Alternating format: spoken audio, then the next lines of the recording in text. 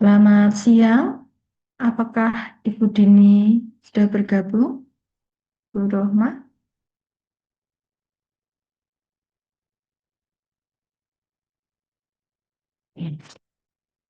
Saya mulai saja ya. Assalamualaikum warahmatullahi wabarakatuh. Selamat siang, Ibu Dini dan Ibu Rohma. Baiklah, perkenalkan, nama saya Arubia, selaku moderator yang akan memandu jalannya kegiatan pembekalan kemampuan dasar mahasiswa. Saat ini sudah bergabung bersama kita Ibu Dini Nur Hidayati Anisah, SKPNURS, dan Ibu Rohmah Priutami, SKM. Selamat siang, Bu Dini dan Ibu Rohmah.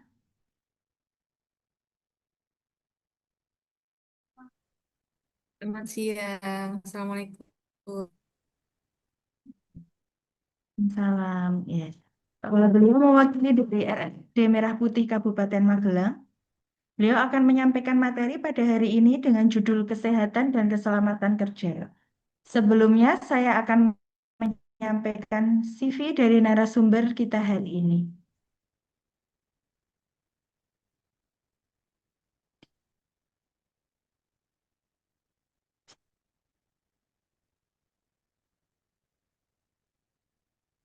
Yang Ibu Dini Nur Hidayati Anissa, SKPNAS, Riwayat Pendidikan, S1 Keperawatan, PSIK, FK Undip 2006, Profesi Nurse, PSIK, FK Undip 2007, pelatihan, pelatihan PPI Dasar, pelatihan IPCN Lanjut, pelatihan TPK. Riwayat pekerjaan, Komite PPI RSUD Merah Putih, PLT Kepala Seksi Keperawatan dan Kebidanan, riwayat organisasi, DPD PPNI Kabupaten Magelang, HIPI Jawa Tengah, kurikulum vitae Ibu Rohmah Priutami SKM, riwayat pendidikan, S1 Kesehatan Masyarakat FKM Undip 2015, pelatihan K3 Umum, pelatihan MFK dan K3 RS, riwayat pekerjaan, administrator kesehatan, Komite K3 RS RSUD Merah Putih, riwayat organisasi Pakesi Kabupaten Magelang.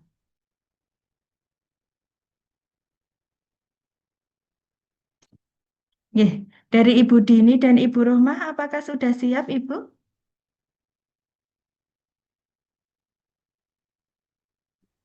Sudah, insya Allah sudah siap Nggih, untuk mulai. baik. Ya. Kontrak waktu kita 10 menit ya, Bu, di mana nanti 20 menit terakhir waktu akan dipergunakan untuk sesi tanya jawab dan diskusi bersama teman-teman mahasiswa.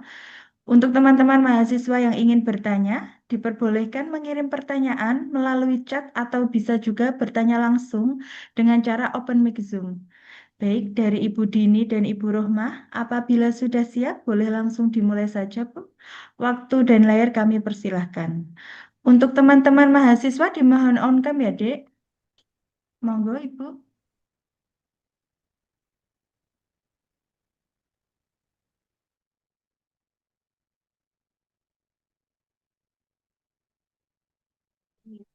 Ini suara saya terdengar?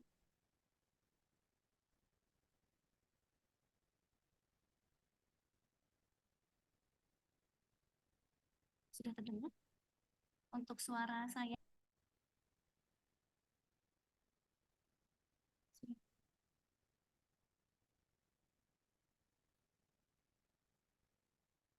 untuk suaranya sekiranya apakah sudah terdengar? Sudah, Mbak, tapi apa? Pelan nih. Oh ya. Coba. Ya. Kalau sekarang sudah terdengar, Ibu?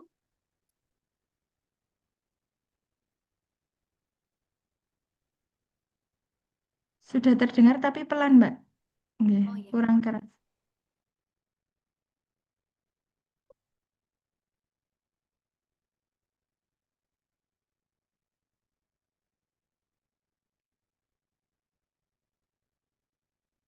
Sekarang sudah terdengar? Ya, sampun, Kalau Mbak. oh ya, ya. Izin untuk share screen.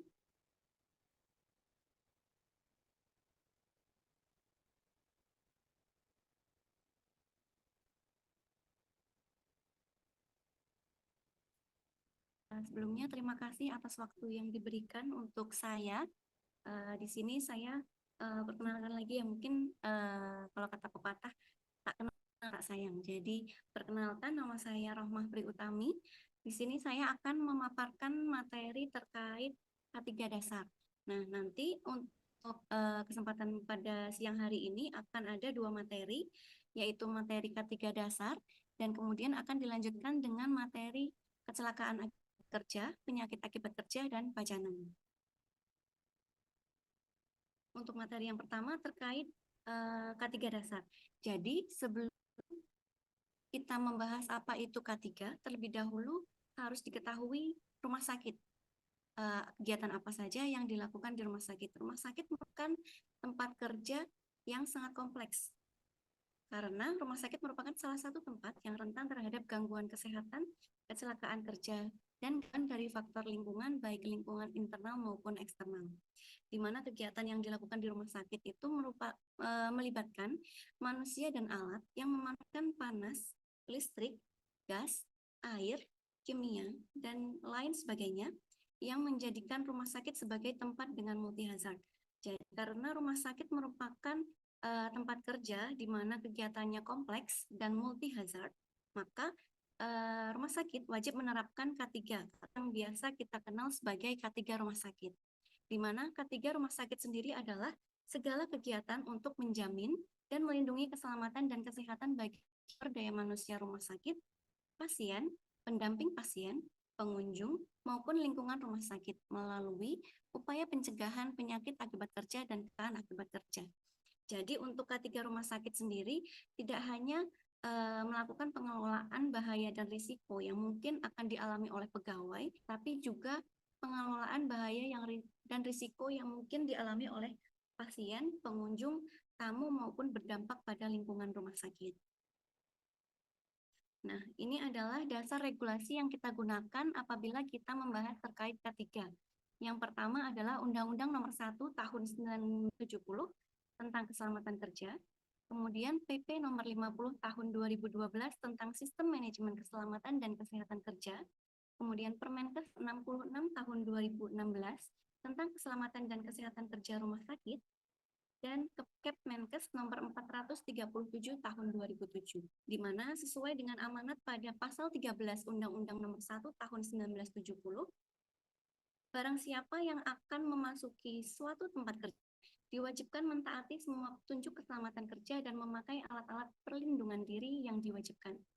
Jadi, harapannya nanti apabila teman-teman semua sudah memasuki tempat kerja, baik itu rumah sakit maupun puskesmas, teman-teman harus sudah memahami kira-kira kegiatan apa yang nantinya akan dilaksanakan. Kemudian dari kegiatan itu, bahaya dan risiko yang mungkin teman-teman hadapi itu apa, dan peraturan yang berlaku di itu. Jadi teman-teman harus menguasai hal-hal tersebut. Kemudian sesuai dengan amanat pada Kepmenkes Nomor 437 Tahun 2007, di mana upaya K3 di rumah sakit adalah upaya K3 yang menyangkut tenaga kerja, metode kerja, alat kerja, proses kerja, dan lingkungan kerja. Jadi K3 ini tidak hanya melindungi pegawai, tetapi juga melindungi pasien dan lingkungan. Nah, ini adalah sedikit profil singkat dari Rumah Sakit Merah Putih. Rumah Sakit Merah Putih ini merupakan rumah sakit kelas C milik pemerintah Kabupaten Magelang, di mana tipe bangunannya adalah vertikal, jadi naik ke atas atau bertingkat. Tentunya, bahaya dan risiko yang ada di RSUD Merah Putih akan berbeda dengan rumah sakit dengan tipe bangunan horizontal. Nah, berikut adalah Komite K3 Rumah Sakit. Jadi untuk K3 di rumah sakit dilaksanakan oleh Komite K3 Rumah Sakit, di mana bertanggung jawab dan berada langsung di bawah direktur. Untuk sasaran K3 yang sebelumnya sudah saya sampaikan, sasaran dari K3 Rumah Sakit adalah semua yang ada di rumah sakit, mulai dari pegawai, pasien, keluarga, pengunjung lingkungan rumah sakit. Untuk pelayanan K3 rumah sakit sendiri ini mencakup 8 ruang lingkup yang terbagi menjadi masing-masing tim kerja dalam komite rumah sakit. Seperti yang sudah tertera di layar, salah satunya adalah yang pertama, tim kesehatan kerja. Jadi, untuk tim kesehatan kerja sendiri ini beliau yang bertugas untuk menjaga dan meningkatkan kesehatan dari pegawai. Nah, meningkatkan kesehatan pegawai ataupun menjaga kesehatan pegawai ini dengan apa? Salah satunya adalah dengan pemeriksaan kesehatan. Pemeriksaan kesehatan ini ada 3 jenis, mulai dari pemeriksaan kesehatan insidentil, khusus, berkala. Untuk berkala dilakukan 1 tahun sekali. Untuk pemeriksaan kesehatan khusus dilakukan untuk pegawai atau perawat yang ada di ruangan atau tempat dengan risiko tinggi. Contohnya adalah radiologi, laborat, dan perawat atau dokter yang ada di ruang isolasi. Kemudian untuk insidentil adalah pemeriksaan kesehatan yang dilakukan pada waktu-waktu tertentu. Contohnya seperti kemarin kita mengalami wabah COVID-19. Nah, itu dilakukan pemeriksaan kesehatan insidentil, terutama untuk perawat yang menangani langsung pasien-pasien COVID-19. Kemudian, tim keselamatan dan keamanan kerja yang berperan untuk mengelola keamanan pasien, mulai dari toilet. Misal di toilet itu kan kalau di tempat umum kadang tidak ada handrail. Nah, di rumah sakit toilet itu harus dilengkapi dengan handrail, kemudian disediakan juga bel. Kemudian untuk terkait keselamatan, tim keselamatan dan keamanan kerja ini akan melakukan upaya pengelolaan kecelakaan akibat kerja. Kemudian tim pencegahan dan pengendalian kebakaran atau biasa kita kenal dengan potret. Jadi untuk tim pencegahan dan pengendalian kebakaran sendiri ini akan berperan dalam pengelolaan dan pengendalian atau penanggulangan kebakaran yang mungkin terjadi di rumah sakit. Kemudian terkait kesiapsiagaan kondisi darurat dan bencana, tim ini akan bertugas untuk menyediakan jalur evakuasi, menyediakan denah evakuasi, kemudian penyusunan HDP atau Hospital Disaster Plan. Kemudian untuk pengelolaan alat medis, ini adalah tim yang bertugas terkait dengan penggunaan alat-alat medis, diantaranya adalah kalibrasi alat, kemudian recall alat yang rusak, kemudian uji fungsi untuk alat tes yang baru. Kemudian terkait tim pengelolaan bahan berbahaya dan beracun atau B3 di Rumah Sakit Daerah Merah Putih ini dilaksanakan dengan berkoordinasi dengan instalasi kesehatan lingkungan yang bertugas untuk menyediakan MSDS atau Material Safety Data Sheet, di mana tentunya nanti teman-teman sebagai perawat dalam melakukan pelayanan akan kontak dengan bahan kimia. Nah, teman-teman harus memahami salah satunya adalah B3 saja yang ada di ruangan, kemudian jenisnya, bahayanya, dan pengendaliannya itu seperti apa dalam penggunaan B3 tersebut. Itu nanti akan tersedia lembar MSDS.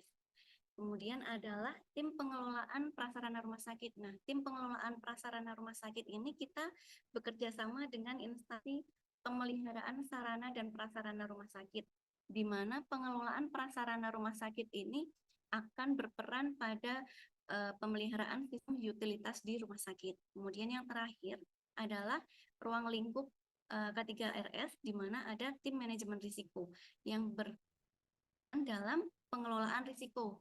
Beliau yang melakukan penilaian risiko tahunan bekerja sama dengan Komite Mutu dan Keselamatan Pasien. Nah, berikut adalah standar fasilitas K3 rumah sakit. Jadi teman-teman juga harus tahu fasilitas K3 yang tersedia di tempat kerja teman-teman itu apa saja. Tujuannya untuk apa? Teman-teman mengetahuinya agar teman-teman bisa menggunakan dan memanfaatkannya apabila keadaan darurat terjadi. Di antaranya tersedia hidran. Hidran ini ada 2 jenis, yaitu hidran untuk indoor dan hidran untuk outdoor. Tentunya bentuknya akan berbeda, untuk fungsi dan penggunaannya sama. Kemudian untuk APAR ini merupakan alat pemadam api ringan, di mana di Rumah Sakit Daerah Merah Putih kita menggunakan 2 jenis APAR, yaitu APAR powder dan juga APAR CO2. Kemudian tersedia juga papan kotret atau informasi helm, pemberian jadwal, dan fungsi petugas. Kemudian adalah petunjuk jalur evakuasi dan titik kumpul, fire detector, sprinkler, dan pengeras suara. Kemudian papan peringatan dan papan informasi. Kemudian denah jalur evakuasi rumah sakit. Nah, selain 5 fasilitas ini juga tersedia petugas security yang standby 24 jam seminggu, CCTV, customer service, pemilahan sampah untuk sampah infeksius, kemudian penggunaan hand sanitizer, dan penggunaan APD sesuai risiko di mana tempat teman-teman nantinya akan bertugas. Nah, setelah teman-teman mengetahui apa kegiatan yang akan teman-teman lakukan di tempat kerja, teman-teman harus tahu apa bahaya dan risiko yang teman-teman hadapi. Jadi teman-teman harus membedakan apa sih bahaya dan apa sih risiko. Nah, dari gambar ini bisa kita ilustrasikan. Dari gambar yang sebelah kiri ada gambar genangan air, kemudian yang di sebelah kanan ada gambar ilustrasi orang terpeleset. Jadi dari gambar ini bisa mudahkan kita untuk bahaya ini adalah sumbernya. Jadi dari gambar yang pertama bisa kita simpulkan bahwa bahaya itu adalah genangan air. Kemudian untuk risikonya adalah terpeleset ataupun terjatuh. Nah, begitu juga berlaku untuk gambar 3, dan 4. Jadi perlu diingat bahwa bahaya ini adalah sumbernya, sedangkan risiko ini adalah dampak dari adanya sumber tersebut. Nah, berikut adalah bahaya potensial yang ada di rumah sakit sesuai dengan apa yang ada di Kemenkes nomor 437 tahun 2007. Jadi berdasarkan Kemenkes nomor 437 tahun 2007, untuk bahaya potensial yang ada di rumah sakit ini terbagi menjadi 5 jenis bahaya.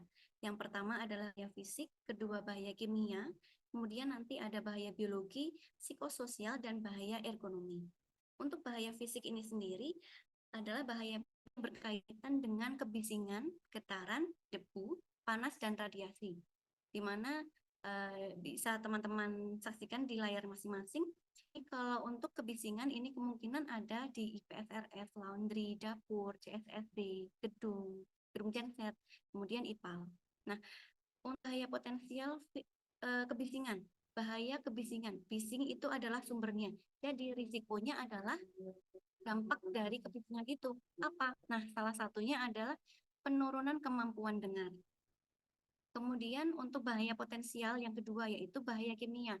Bahaya kimia ini merupakan bahaya yang timbul karena sebagai perawat teman-teman otomatis akan kontak dengan penggunaan bahan-bahan kimia. Nah, itu adalah salah satu contoh dari bahaya potensial kimia yang ada di tempat kerja. Nah, dari penggunaan bahan kimia itu tentunya risikonya akan bermacam-macam tergantung bahan kimia apa yang teman-teman gunakan. Kemudian bahaya potensial biologi ini adalah bahaya yang ada atau yang timbul karena perawat ini nanti bekerja akan kontak dengan atau dengan pasien. Jadi kemungkinan risikonya adalah tertular penyakit. Kemudian untuk bahaya potensial ergonomi ini ada hubungannya dengan posisi kerja. Jadi bahaya potensial yang mungkin teman-teman hadapi ini adalah apabila teman-teman melakukan pekerjaan secara manual. Kemudian postur tubuh yang salah, misal mengetik dengan posisi duduk yang membungkuk, kemudian pekerjaan yang berulang. Nah, tentunya ini adalah contoh dari bahaya potensial yang salah satu risikonya adalah teman-teman bisa mengalami apa yang dinamakan dengan MSDS atau musculoskeletal disorder. Kemudian bahaya potensial yang terakhir adalah bahaya potensial psikososial yang mungkin nanti akan kita alami di tempat kerja. Karena apa? Karena kalau perawat ini kan tentunya akan bekerja sesuai jadwal atau ada shifting. Nah, ada kemungkinan teman-teman mengalami long shift. Nah, dari long shift ini akan berdampak pada risiko yang mungkin teman-teman alami yaitu kelelahan. Nah, selain itu teman-teman akan berkontak dengan keluarga. Dari sisi psikososial ini teman-teman kemungkinan misal kok keluarganya marah-marah atau mungkin pasiennya sulit ditangani, tentunya akan berdampak psikis kepada teman-teman sebagai perawat. Jadi, teman-teman harus memahami kira-kira kegiatan apa yang akan teman-teman lakukan, kemudian bahaya risikonya apa, kemudian teman-teman baca prosedur atau SPO yang berlaku di situ sehingga teman-teman bisa menghindari bahaya dan risiko itu terjadi pada teman-teman sekalian. Nah, ini adalah bahaya dan risiko lain yang mungkin akan terjadi selain bahaya-bahaya internal. Salah satunya adalah gempa bumi dan gunung meletus. Hal ini kenapa? Karena Magelang berada di wilayah rawan risiko karena dekat dengan Gunung Merapi ya. Jadi ada bahaya dan risiko eksternal. Mungkin teman-teman perawat di RSUD Merah Putih akan hadapi, yaitu adalah bahaya gempa bumi dan gunung meletus. Nah, dari bahaya yang sudah saya sampaikan tadi, berikut adalah hierarki pengendalian bahaya yang diilustrasikan atau yang digambarkan dengan segitiga klik, di mana semakin di atas pengendalian yang dilakukan, maka tingkat kehandalan dan proteksinya akan semakin tinggi. Nah, yang pertama adalah eliminasi. Eliminasi ini yang dimaksud dengan eliminasi itu adalah seperti ini, teman-teman. Jadi kita menghilangkan kegiatan atau bahaya atau risiko yang ada di situ. Tapi untuk eliminasi ini akan sulit untuk dilakukan karena misal kita bekerja, kemudian kita melakukan upaya pengendalian bahaya eliminasi, otomatis kerjaan yang akan kita lakukan adalah tidak dilakukan. Karena apa? Karena kita mengeliminasi kegiatan itu. Seperti itu. Jadi untuk kedua adalah substitusi.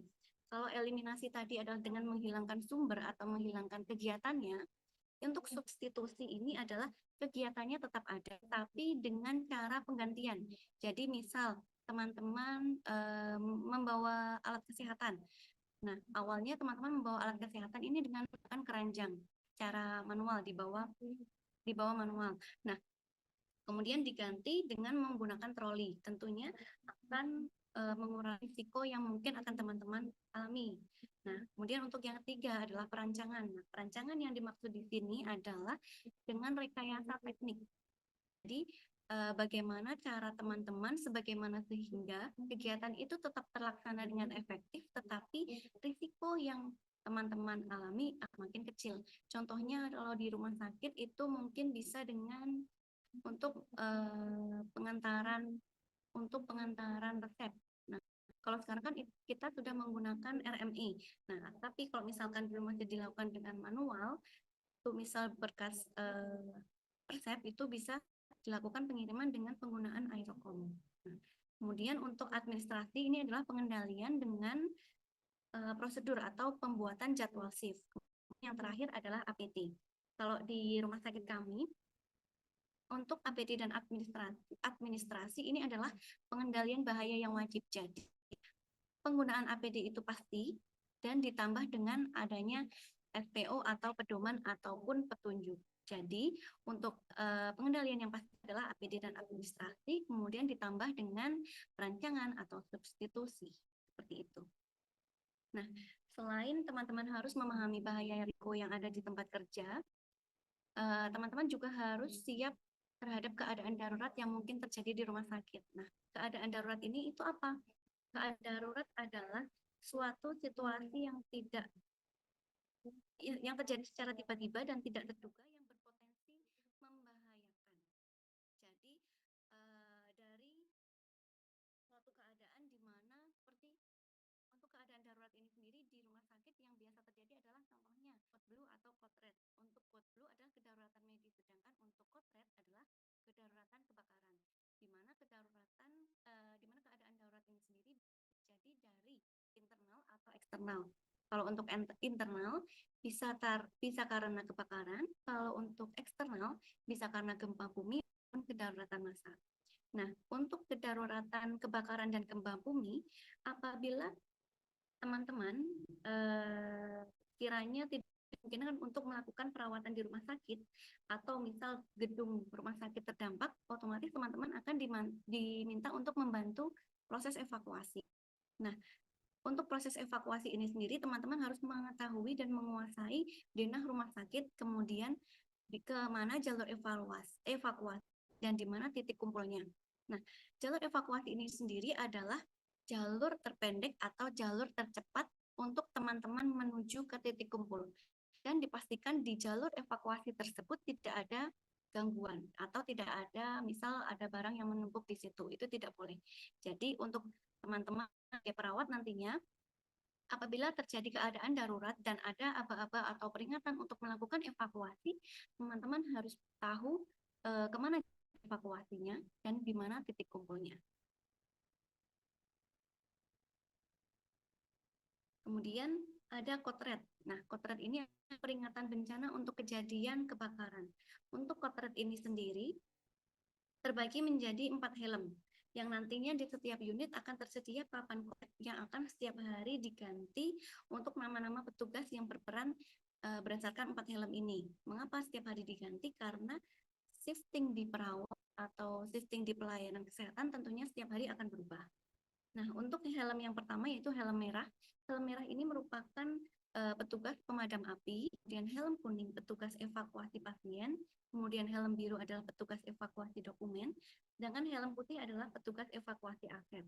Di mana helm ini merupakan petugas evakuasi pasien. Jadi nanti teman-teman yang bertugas untuk melakukan evakuasi pasien dari bangsal atau dari ruang rawalan menuju ke titik kumpul.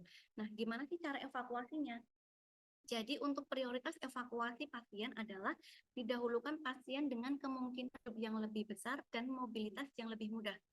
Kemudian kita sebagai petugas atau teman-teman sebagai perawat bertugas membantu pasien yang paling tidak mandiri. Jadi misalkan ada 4 orang pasien. Yang pertama bisa jalan, kemudian yang kedua menggunakan truk, yang ketiga menggunakan kursi roda, dan yang terakhir adalah menggunakan bed. Jadi mana dulu yang harus dievakuasi? Yang dievakuasi terlebih dahulu adalah yang bisa berjalan, kemudian yang menggunakan, kemudian yang menggunakan kursi roda, dan yang terakhir adalah yang menggunakan bed pasien. Nah, tentunya dari 4 pasien ini akan berbeda untuk jalur evakuasinya.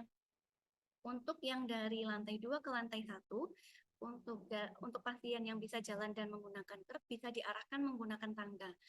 Untuk pasien yang menggunakan kursi roda dan bed pasien akan diarahkan menggunakan ram. Ram itu adalah bidang miring yang menghubungkan antara lantai 2 dan lantai 1, seperti itu. Jadi kalau untuk petugas, kita sebagai perawat membantu yang paling tidak mandiri. Jadi misalkan ada 2 pasien, satu bisa jalan, satu menggunakan krek. Jadi sebagai petugas kita membantu yang menggunakan krek untuk mengevakuasi, sedangkan yang pasien yang bisa berjalan bisa diarahkan untuk arah evakuasinya. Kemudian untuk helm biru adalah evakuasi dokumen, diutamakan dokumen rahasia terlebih dahulu. Kemudian untuk evakuasi aset yang didahulukan adalah evakuasi aset yang bernilai tinggi dan bisa dibawa. Nah, selanjutnya adalah terkait penggunaan APAR. Nah, untuk penggunaan APAR sendiri, di Rumah Sakit Merah Putih kita menggunakan singkatan TATS atau tarik kunci pengaman, kemudian arahkan ke dasar api, kemudian tekan tuas, dan yang terakhir adalah sapukan. Nah, dari penggunaan APAR ini untuk singkatannya akan berbeda-beda dari setiap instansi. Nah, di rumah sakit kami menggunakan singkatan TATS. Nantinya apabila teman-teman praktek atau bekerja di Merah Putih, tentunya akan kita latih untuk penggunaan APAR dan hidran. Nah, APAR sendiri yang ada di Rumah Sakit Daerah Merah Putih yang sudah saya sampaikan tadi itu ada 2 jenis, yaitu APAR powder dan APAR CO2. Untuk APAR powder ini untuk digunakan untuk kebakaran kelas A dan kelas B, di mana kelas itu untuk benda padat dan kelas B adalah untuk benda cair. Sedangkan untuk CO2 ini untuk kebakaran kelas B dan C, di mana untuk B itu adalah cair dan yang C adalah instalasi listrik. Untuk mayoritas APAR yang kita miliki adalah APAR powder, sedangkan APAR CO2 hanya ditempatkan pada tempat-tempat tertentu, yaitu di laboratorium, radiologi, dan farmasi. Kenapa? Karena di laboratorium dan radiologi ini banyak menggunakan alat-alat besar yang membutuhkan listrik bertegangan tinggi. Sedangkan untuk di farmasi karena merupakan tempat di mana banyak cairan yang mudah terbakar. Untuk materi selanjutnya terkait KAK dan PAK akan disampaikan oleh Ibu Dini. Ibu Dini dipersilakan. Izin Ibu, suaranya kurang terdengar, Bu. Ibu Rohmah.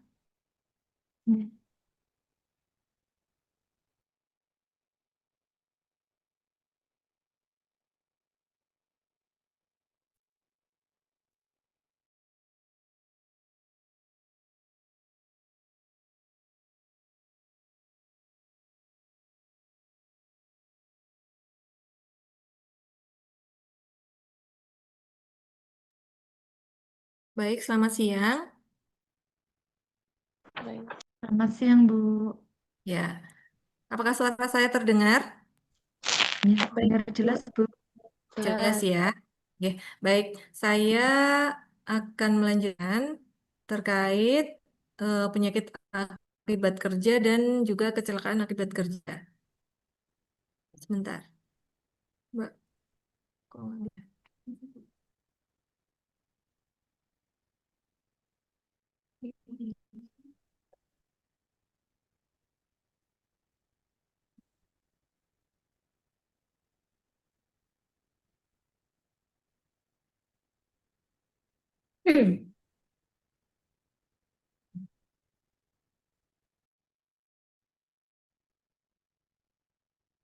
Baik.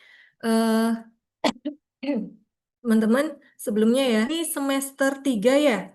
Apakah Dari semuanya Ibu semester terjawab 3? ya, Bu. Oh iya.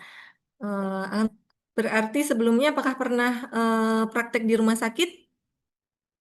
Belum pernah, Ibu. Pernah ya? Mohon izin belum, Bu. Belum ya? Baik.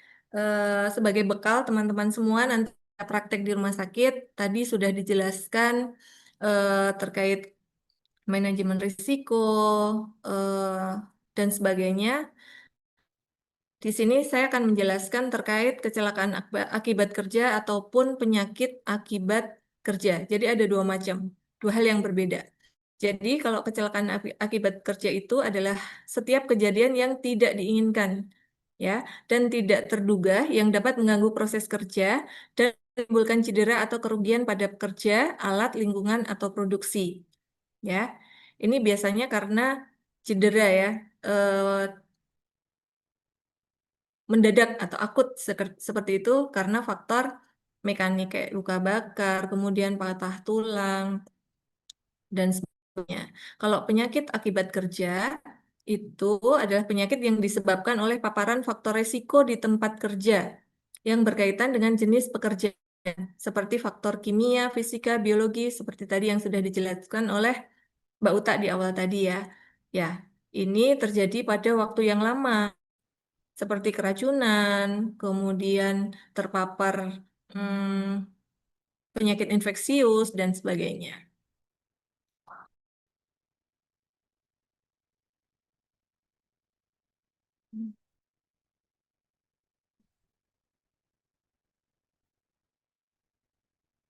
Saya turun, Mbak.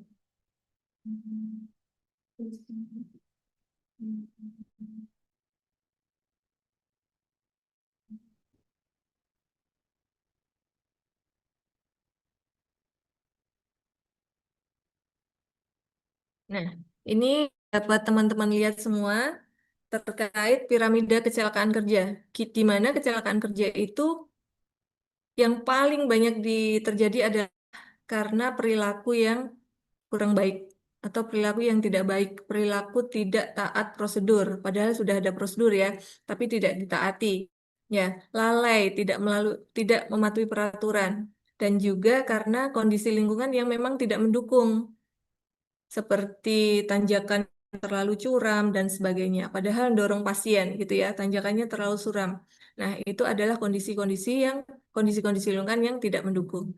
Dan ada insiden. Itu tadi dari penyebabnya ya. Kalau misalnya dari insidennya itu ada kejadian yang tidak diinginkan, yang berpotensi terjadi kecelakaan tetapi tidak menyebabkan cedera atau kerusakan. Nah, dari aksidennya itu tadi, kecelakaan akibat kerja tadi, ada minor, ada mayor, ada minor. Ya, berdasarkan tingkat keparahannya, apakah dia perlu ringan atau berat, kemudian penanganan medisnya cuma perlu rawat jalan ataupun harus memerlukan rawat inap, bahkan tindakan khusus seperti operasi dan sebagainya. Kemudian dampaknya kecelakaan tadi, apakah menyebabkan dia sampai tidak bisa bekerja dalam kurun waktu tertentu dan sebagainya. Ya, kalau contohnya, kalau yang minor injury itu seperti lecet, cuma memar, nah itu termasuk kan ya. Kemudian kalau ada yang sampai patah tulang, kemudian menyebabkan cedera dan sebagainya itu termasuk dalam minor injury.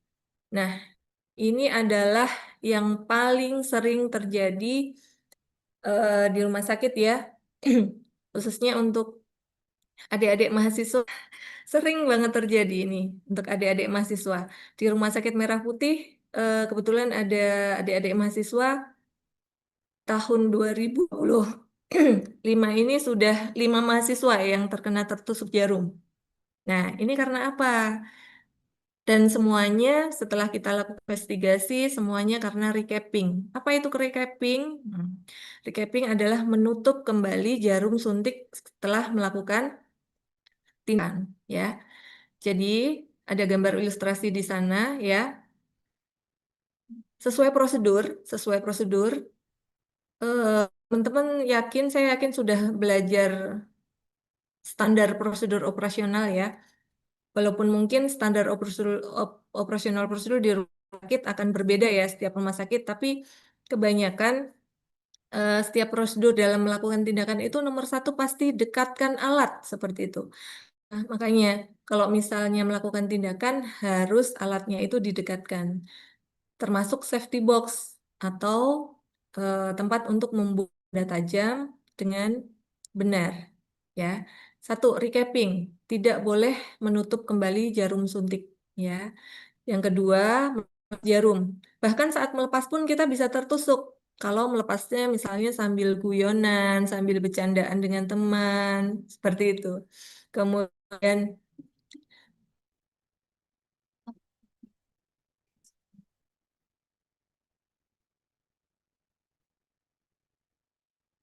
layarnya terlihat tidak ya?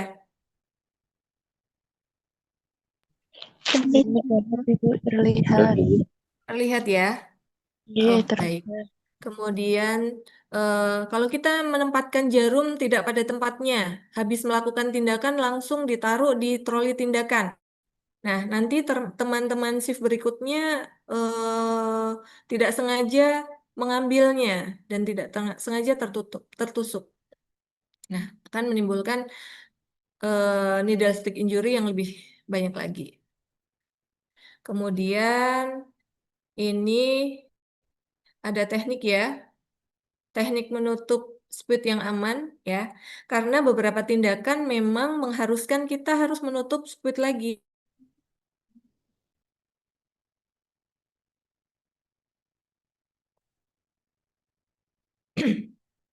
Adalah dengan teknik one hand atau dengan teknik satu tangan. Jadi tangan kiri atau tangan non-dominan kita tidak boleh memegang tutup spuit. Ya. Letakkan saja tutupnya di meja tindakan atau di bedside kabinet, kemudian kita tutup dengan teknik one hand. Kemudian baru tangan kanan kita menarik tutupnya. Seperti itu. Nah, yang paling sering terjadi adalah ini. Ya, kalau misalnya teman-teman semua atau petugas dimanapun ada tertusuk jarum, nah apa yang harus dilakukan? Udah ada alur kelihatan? Hmm. Ayo adik-adik. Screen, screen saya kelihatan tidak ya? Terlihat, Bu? Terlihat Izin kok. menjawab Ibu, untuk saat ini sampai di slide yang piramida. Oh ya, ya sebentar.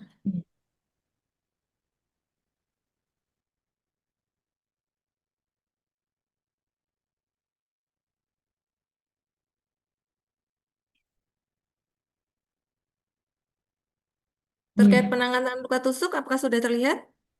sudah, Bu. Ya, Bu. ya. Nah, luka pajanan, yang namanya pajanan bukan hanya tertusuk jarum ya, ada luka tusuk. Nah, itu kita harus membilas dengan air mengalir dan sabun. Bantu dengan antiseptik, ya, dikeringkan, kemudian bantu dengan antiseptik. Antiseptik. Kalau misalnya pajanan di mulut, misalnya ketika di IGD belum siap dengan APD, tiba-tiba harus perawatan luka, kecelakaan dan sebagainya, terciprat darah di mulut. Nah, apa yang harus dilakukan? Yaitu meludahkan dan harus berkumur dengan air bersih. Pajanan mata. Seyogyanya di masing-masing rumah sakit ada namanya eye washer atau keran seperti keran air yang dapat menyemprotkan air ke mata. Nah, itu juga irigasi dengan air atau eye washer yang sudah tersedia di masing-masing rumah sakit yang sudah terakreditasi ya. Ya, kalau terakreditasi ada iWaser di setiap unit. Kemudian kalau pajanan hidung, ya tiba-tiba menghirup suatu zat atau cairan mungkin ya dihembuskan keluar dan harus dibersihkan dengan air. Kemudian tidak boleh dengan mulut atau ditekan ya kalau misalnya terkena luka tusuk. Ya, harus dilakukan disinfeksi segera mungkin di sekitar kulit dengan antiseptik. Nah, ini adalah alur ketika ada petugas yang mengalami pajanan. Jika tertusuk jarum, nah langkah yang pertama, satu, cuci dengan air, mengalir dan harus langsung lapor ke atasan langsung. Kalau misalnya di unit, berarti di kepala ruangnya masing-masing. Lapor atasan, kemudian buat laporan segera. Prosedur di rumah sakit akan berbeda mungkin. Laporan yang nanti saya sajikan tentang laporan, itu tersedia di masing-masing ruangan ataupun di IGD. Nah, ada form A dan form B pajanan yang sesuai dengan Permenkes nomor 27 tahun 2017. Nah, itu harus segera dilaporkan. Kemudian petugas terpajan ini harus segera datang ke IGD. Ya, nanti dokter IGD yang akan men-screening sumber pajanannya. Apakah sumber pajanannya ini HIV-nya negatif, HIV-nya reaktif atau HBsAg-nya reaktif. Nah, seperti itu. Nah, nanti dari Komite PPI dan Komite K3RS akan melakukan investigasi dan juga petugas dan sumber pajanan juga akan diperiksa HBsAg, kemudian HIV atau penyakit-penyakit lain yang bisa ditularkan melalui darah seperti itu. Nah, seperti ini formnya yang sesuai dengan Permenkes 27 tahun 2017 ya. Ada form A dan form B pajanan, ada tanggal laporan dan sebagainya, kronologi terjadinya pajanan dan sebagainya. Dan nanti akan dilaporkan kepada Komite PPI dan Komite K3RS seperti itu. Nah, berikut untuk profilaksis pasca pajanan. Jadi misalnya nih, seorang petugas tertusuk jarum yang sumber pajanannya ditemukan bahwa HIV-nya positif. Nah, maka petugas yang terpajan harus mendapatkan profilaksis pasca pajanan dalam waktu 4 jam, maksimal 4 jam sesudah terpajan. Jadi, jangan takut untuk lapor. Semakin cepat melapor, akan semakin cepat dilakukan follow up atau tindakan. Di semua rumah sakit pasti sudah ada komite K3 rumah sakit, sudah ada komite PPI rumah sakit. Jadi begitu ada pajanan, pasti komite nanti akan langsung bergerak. Kita akan screening sumber pajanannya, apakah HIV-nya positif ataukah HBsAg-nya positif, seperti itu. Nah, ini profilaksis pasca pajanan untuk remaja ya. Ada obat yang tertera di sana. Untuk anak-anak juga sudah ada, ya, tenofovir 300 mg sekali sehari, dan lama pemberian obat adalah 28 hari. Ini untuk profilaksis HIV. Di Kabupaten Magelang, beberapa waktu lalu, bukan di rumah sakit kami ya, ada petugas yang terpajan HIV dan harus minum obat selama 28 hari. Nah, itu nanti akan kita follow up juga.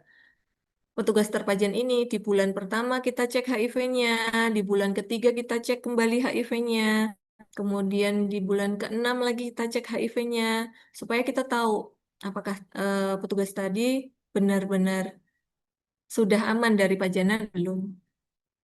Begitu juga profilaksis pajanan untuk hepatitis. Nah, ini yang sering sekali.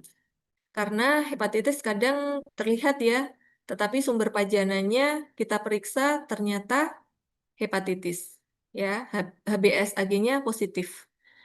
Nah, yang tidak selalu terscreening dari depan, dari IGD. Jadi status HBsAg pasien ini tidak mau pasien diperiksa HBsAg-nya. Jadi ketika kena pajanan pasti kita cek sumber pajanannya itu terhadap status HIV atau HBsAg-nya. Makanya untuk teman-teman yang sebelum praktek biasanya akan dilakukan vaksin terlebih dahulu. Untuk semester 3 sudah divaksin ya, teman-teman? Apakah sudah dilakukan vaksin sebelum praktek nantinya?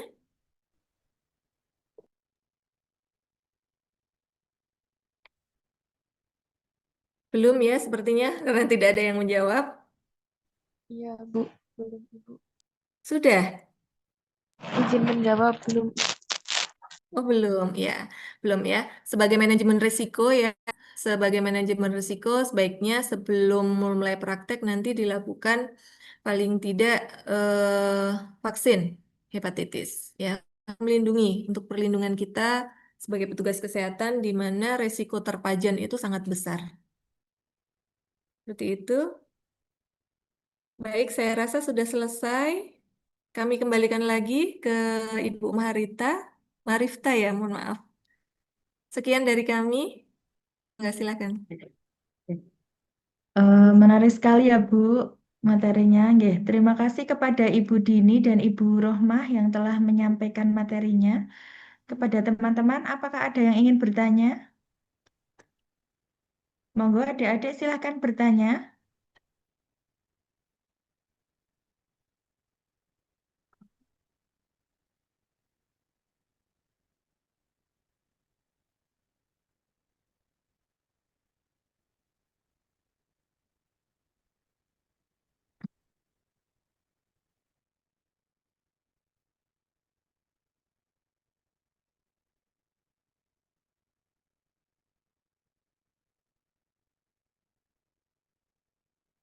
Nggih, mungkin saya bertanya dulu nggih Bu. Selama ini apakah ada Silakan. sistem pelaporan insiden Bu yang bisa diakses oleh semua pekerja? Apa? Pelaporan insiden. Sistem pelaporan insiden Ibu yang bisa diakses semua pekerja.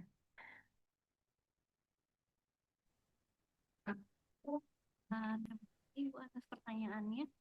Terkait sistem pelaporan insiden yang bisa diakses semua pekerja ya.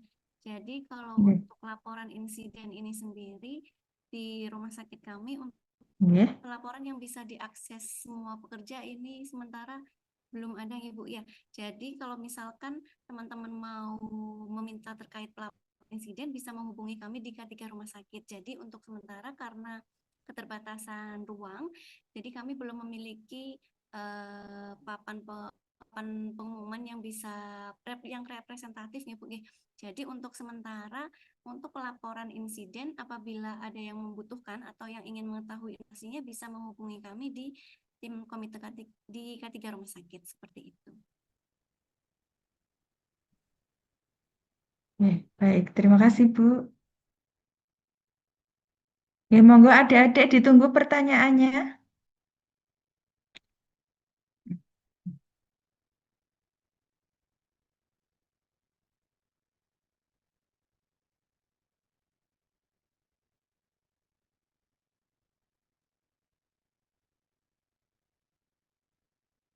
Sepertinya sudah tidak ada pertanyaan dari peserta, Bu. Semoga teman-teman Baik, mahasiswa, ya. baik. Jika tidak ada pertanyaan, saya rasa sudah bisa difahami ya. Oke. Ya, Eh, sedikit berpesan boleh Bu untuk adik-adik mahasiswa? ya, monggo Bu. Ya, intinya ketika melakukan tindakan atau prosedur adalah satu taat prosedur, taat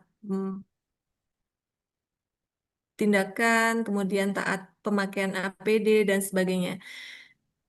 Ada ya, waspada terhadap apapun yang bisa menyebabkan cedera ke kita sebagai petugas. Ya, itu taat prosedur tidak boleh dilupakan. Baik, terima kasih. Ya, terima kasih Bu. Baik, terima kasih. Saya cukupkan untuk kegiatan pembekalan sesi ketiga hari ini. Terima kasih banyak atas atensi teman-teman semua. Semoga apa yang kita diskusikan membawa ilmu yang bermanfaat bagi kita semua. Terima kasih banyak. Mohon maaf atas kesalahan dan kekurangan selama kegiatan berlangsung. Semoga kita semua selalu diberikan kesehatan oleh Allah Subhanahu wa Ta'ala. Wassalamualaikum warahmatullahi wabarakatuh. Waalaikumsalam warahmatullahi Terima kasih, wabarakatuh. Bu. Warahmatullahi wabarakatuh. Kami izin live ya.